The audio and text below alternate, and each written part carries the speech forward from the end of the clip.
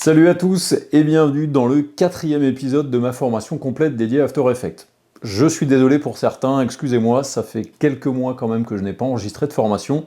J'étais tout simplement occupé à faire des formations en centre et forcément, à un moment donné, il faut lâcher sur la fréquence des tutoriels. Mais je suis bien revenu et donc nous voici à nouveau dans la suite des formations dédiées à After Effects sur les bases du logiciel. Et aujourd'hui, on reprend au niveau de l'épisode numéro 4, qui est l'épisode qui va vous permettre de maîtriser le temps. Maîtriser le temps dans After Effects, ça va vous permettre de faire des ralentissements, des accélérés, des arrêts sur image ou encore revenir en arrière. Vous allez voir qu'à l'intérieur d'After Effects, il y a plusieurs options.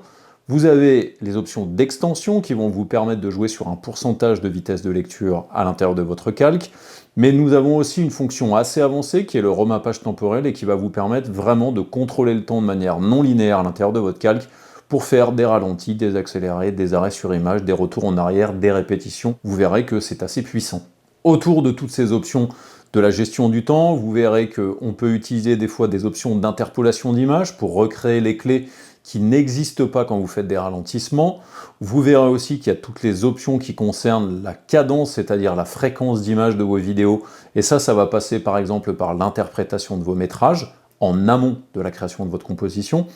Mais aussi vous verrez qu'il y a certaines options dans les effets qui vont vous permettre là aussi de gérer le temps. Vous verrez qu'il y a l'extension temporelle qui vous permet de faire un mix entre le remappage temporel et aussi les interpolations d'images. Et vous verrez aussi divers effets qui vont vous permettre de faire des comparatifs sur un certain nombre de frames pour faire aussi des effets de flou par exemple.